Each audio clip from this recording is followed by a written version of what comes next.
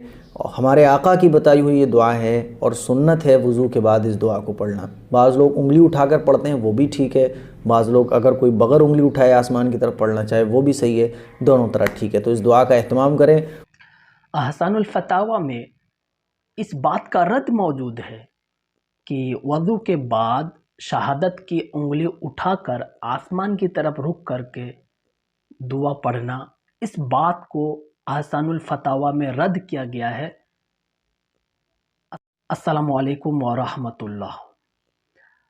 وضو کے بعد شہادت پڑھ کر آسمان کی طرف رخ کرنا یا اسی طرح شہادت کی انگلی دکھانا، کیا یہ درست ہے؟ کیا یہ حدیث سے ثابت ہے؟ آج اس بارے میں ہم لوگ دیکھیں گے۔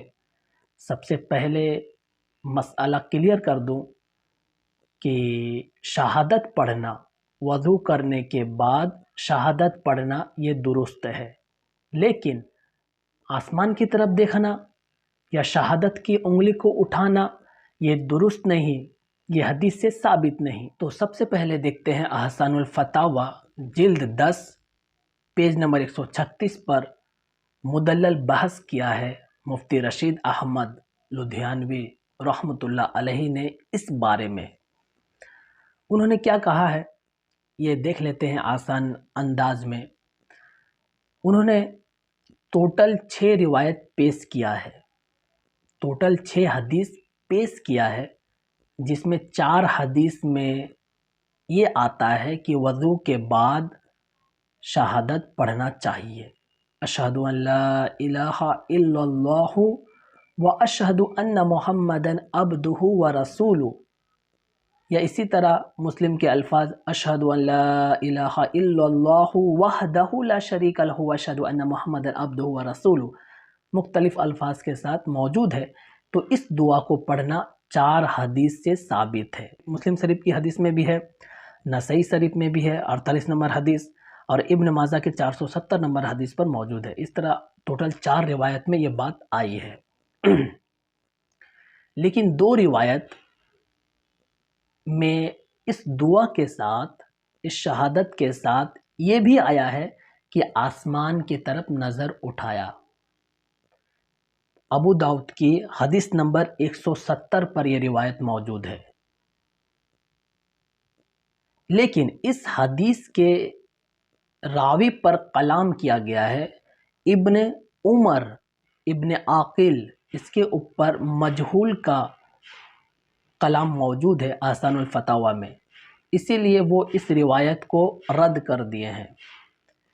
تو احسان الفتاوی میں خلاصہ کلام یہ نکالا گیا ہے، خلاصہ کلام یہ فرماتے ہیں کہ وضو کے بعد آسمان کی طرف رخ کرنا، آسمان کی طرف دیکھنا یہ زیادتی حدیث سے ثابت نہیں۔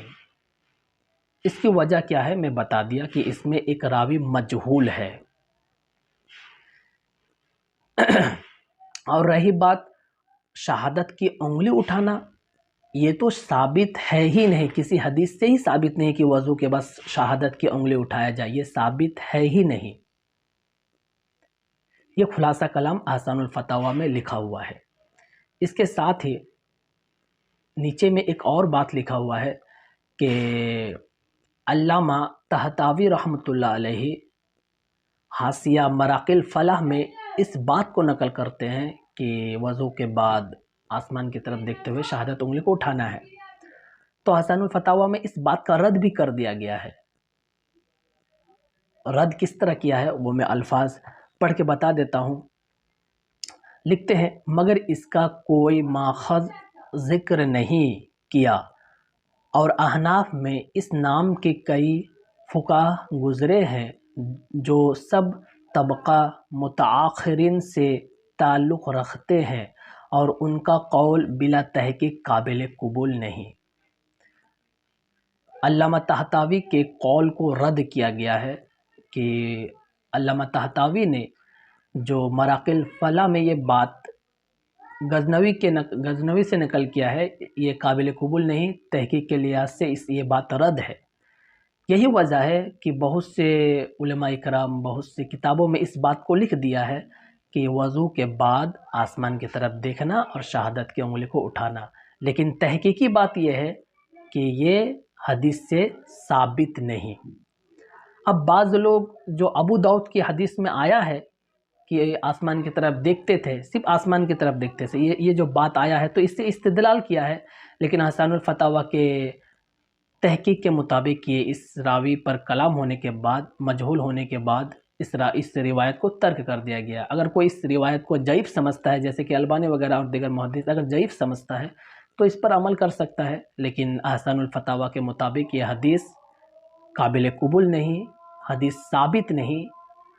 تو پورے بیان کا خلاصہ یہ نکلا کہ وضو کے بعد صرف شہادت پڑھی جائے گی اور کچھ نہیں پڑھی جائے گی، نہ ہی آسمان کی طرف دیکھا جائے گا اور نہ ہی شہادت کی انگلی اٹھائی جائے گی۔